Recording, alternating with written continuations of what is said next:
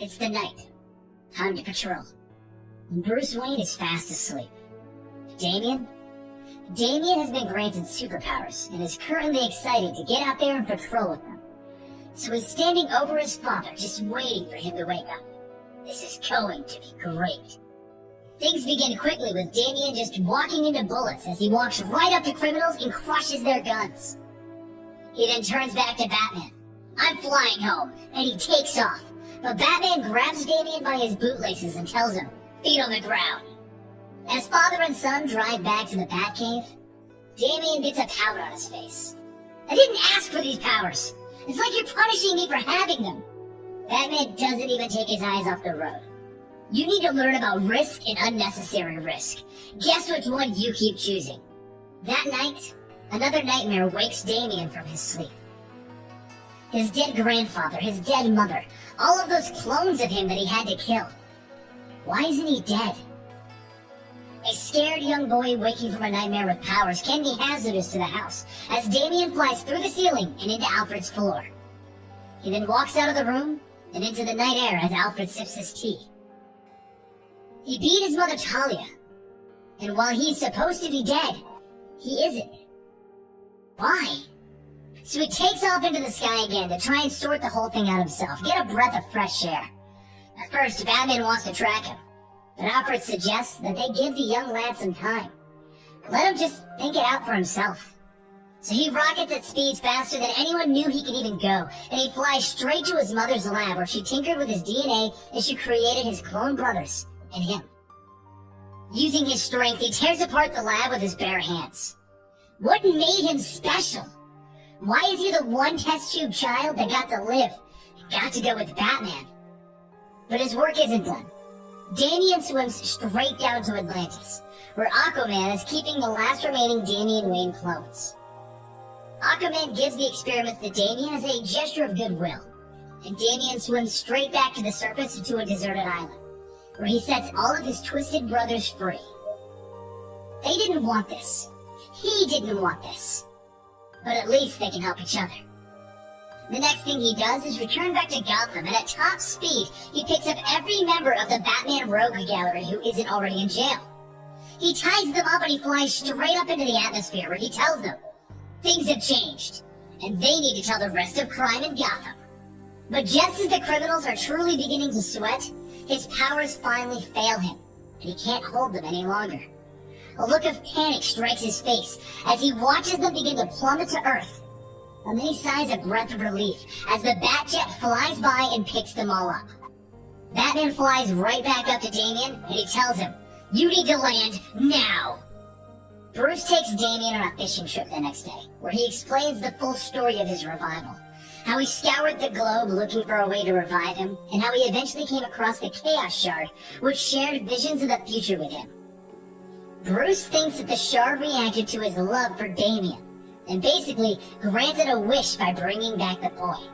As frustrating as the whole situation is for Damian, he understands what his father is going through. At least he tries to. So they test Damian further and further. He has super strength, flight, speed, and expanded lung capacity, and he can't feel pain. Once it's all said and done, Batman makes a quick trip up to the Justice League Watchtower, and after Damian throws another tantrum because Batman didn't bring him with him, Batman returns and asks him to put the bat signal down so that they can go to the Justice League Tower together. Up in the headquarters of the Justice League, Damian meets Superman and Shazam, and he learns exactly what the Justice League does. They watch everything from their monitors until an alarm goes off. There's a threat on an island near Japan, and it'll take the entire Justice League to stop it. Plus, their newest super friend, Damian. What they find there is a giant robot on a deserted island attacking the wildlife. And after it shocks Shazam, Batman reads that there's not a living being inside. So he makes the call, and he tells everyone to attack it. And Robin, don't hold back. Use everything that you've got.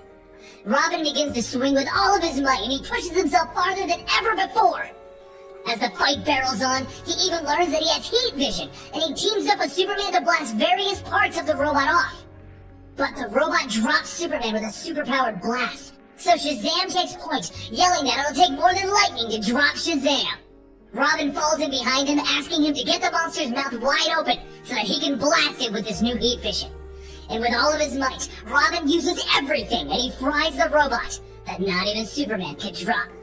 He then gets to stand on top of his fallen foe as the Justice League all smiles up at him. He has no problems taking credit, and he thanks the Justice League for their assistance. As he takes off into the night sky to head back home, assuring the Justice League that if they ever need his help again, they just have to ask, Batman turns to Superman and Wonder Woman, and he thanks them for putting on the show. It was the only way to keep Robin out of Gotham and in a contained environment where he could destroy everything to test out his powers. And Superman and Wonder Woman nodded. It's the least that they could do for trying to stop him from going to Apocalypse to save his son. As Batman begins to leave, Superman tells him, just let us know if you need us again. Once Batman and Robin get back to the cave, Robin can't stop smiling and just enjoying himself as he tells the story of his first team-up with Alfred. He got to work with the rest of the Justice League and show them why they needed him, because he's the most epic one. Alfred then takes the boy upstairs where he feeds him a small feast. Damian passes out. Bruce then carries his son upstairs to his bed, where he tucks him in. But that's when Bruce stumbles on a little pet project that Damian's been working on. A family portrait of the entire Wayne family. Bruce, Richard, Tim, Alfred, and Damian.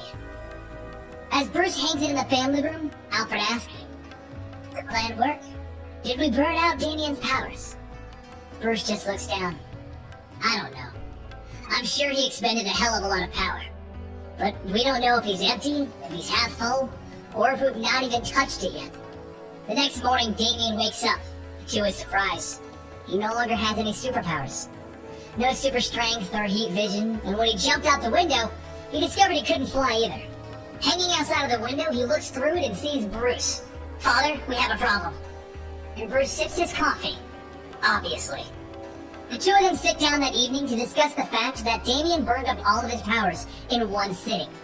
And Damian just doesn't understand. Where did they go? Bruce explains that he has no idea himself, honestly. He doesn't even fully know what granted them or where they went.